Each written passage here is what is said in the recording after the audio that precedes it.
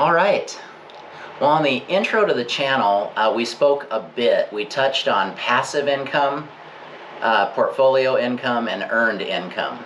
And so we're going to get out there and get to work today. I've found that things grow when we do things. So we're about to go out and process some firewood today, and we'll show you our equipment and how we do that. But first, I wanted to get into the earned income versus portfolio versus passive. So we've got an earned income category, and then we're not talking about portfolio here today, and then we've got a passive income category. So the earned is really, we've got a couple of things here. The earned is like, this is a deposit for a half-down deposit for a flooring job we're about to do. We're hardwood flooring contractors and have been for 2 decades. And so landed a job. I said, gotta buy some wood. I want to buy the wood for this project with money from this project, so I require a half-down deposit. He said, no problem. Wrote us a check for half down. Other half is due once we finish the job. This one here I put is firewood. So it's a income from delivering a dump trailer load full of firewood up near Carter Lake, where we live in Colorado, near Loveland, Colorado. So anyway, that's earned income. You go out and you do something and you get paid for it. People see value in your service, you provide the service, you get compensated for it. That's earned income. But if a person really wants to build something where they can eventually retire, and especially being in the trades or when you have your own business, if there is no retirement plan, the way to do it, I've found, is to convert earned income into passive income. So what is passive income? Well, it could be many different things. What I've really settled into and grown comfortable with is the rental properties. So let's take a peek here. This is just rent from a shop that a commercial building that we rent to a gentleman. This is rent from a residence in Greeley, Colorado. This is rent from a residence in Eaton, Colorado. This is rent from a residence in Greeley, Colorado. And then this here, it's another type of passive income, but it's an oil and gas royalty. They drilled an oil well, and the oil is partly underneath the one of our rental properties, and so we get a check from that on a regular basis. And so I'm really focused in my life converting the earned income into passive income. Now, how I do that is I set aside 20% of all earned income, and I make a record of that and keep a running total of what's set aside, and then I use that as down payments on rental properties. Well, I've been doing that for many years, and now the rental properties are all paid for. That's retirement right there. A person can stop doing the earned income stuff over time and live off the passive income. So anyway, just thought we would touch on that first before we get out there. Brian and I are processing firewood here.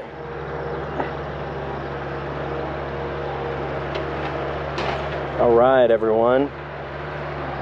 Brother Man Davis giving you the lowdown today. So this is the operation, and we got Keith coming up with the skid steer. I'll take away one pallet of firewood and make room for the next one. All right, now Keith here to show us how to get everything all started and set up. All right. I was taught check the oil. So we're just a little over full but clean on the oil. Last I changed it, I was a little over full. But that's happy. Let's check the oil on the conveyor.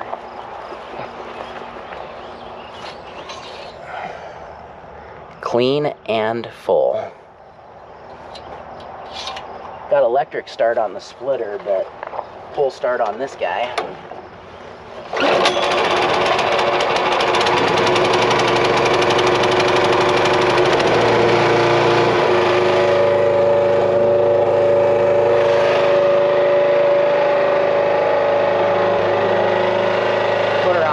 Choke here, and this is an electric start.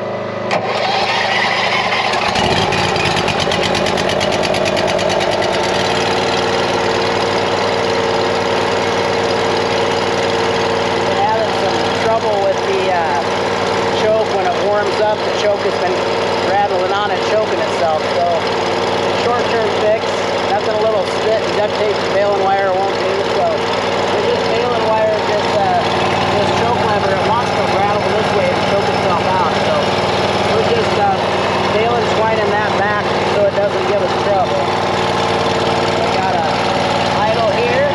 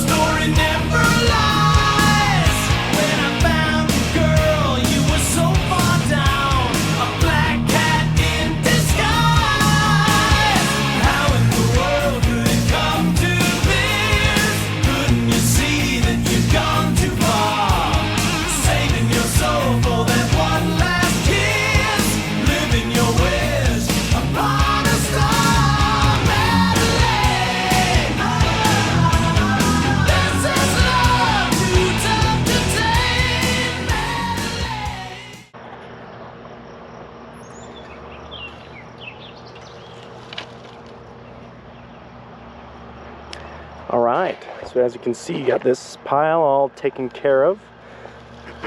Now on to this big mother over here. So got to get the splitter and the conveyor belt moved to get there. So got this bar attached at this end of the splitter. What we'll do is with our ATV here, unhitch the little trailer we've got here and hook up the end of the splitter to the end of the trailer. We'll drag it around. We got our work cut out for us, that's for sure, but make quick work of it. Pull the splitter around here, and then ideally put the conveyor belt over here. All right, so this is a jack that can move it up and down.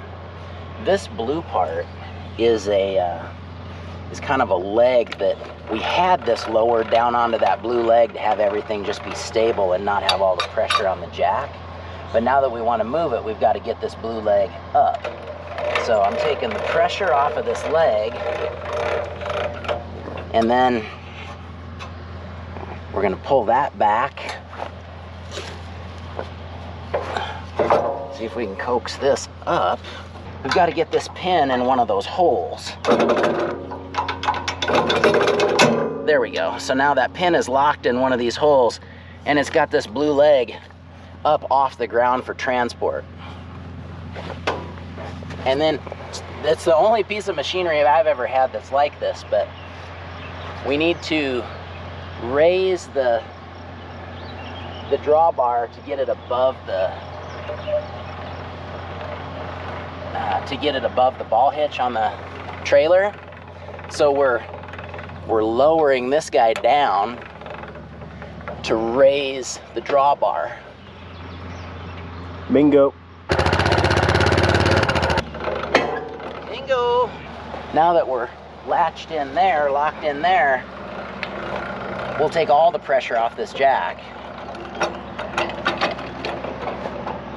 And now we're ready for transport. The bottom of this blue leg's off the ground, and the bottom of the jack's off the ground. We've discovered through trial and error, we didn't really know any other way, but we found that putting the splitter or the conveyor there in place first and then backing the splitter up to it's the way to go. If we set the splitter where we want it, there's no good way to try to back the conveyor in place. So we're going to grab the conveyor and we could use a drawbar like this, but we found a way with the chain and the skid steer that it's just faster and easier to move it.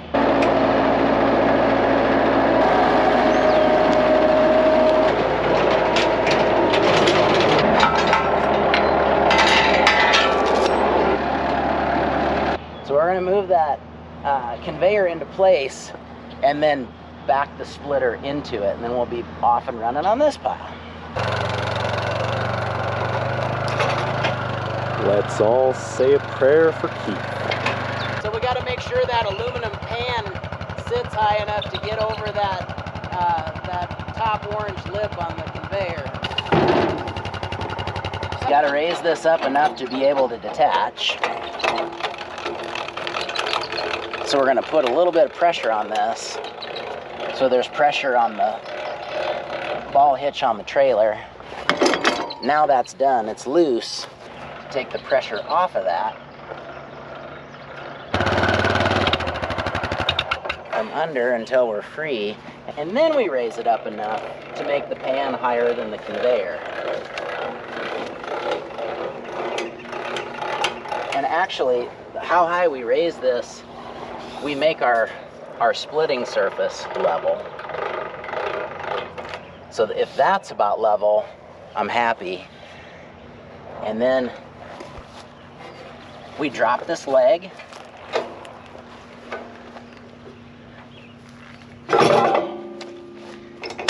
And we get that down in a hole there. So we're pinned in, so it'll be supported by the leg and not by this jack. But now the question becomes, what do we do about that space in between? Well, let me grab the skid steer, and we'll give this thing a little love tap with the forks.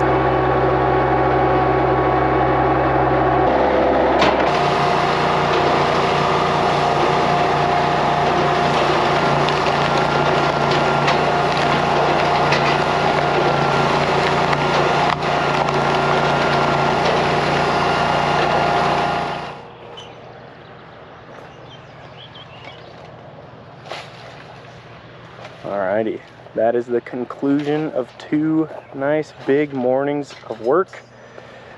This is what we got cut out for us in the next couple days, but you know, 2 big guys will get after it, no big deal. It's incredible to see what all can happen with you know, a good attitude, good weather, and good company. Of course, this is what we accomplished today and yesterday. Not too bad if I do say so myself. Keith, what do you say? Let's stay sharp out there. See you on the next one. Thanks for watching.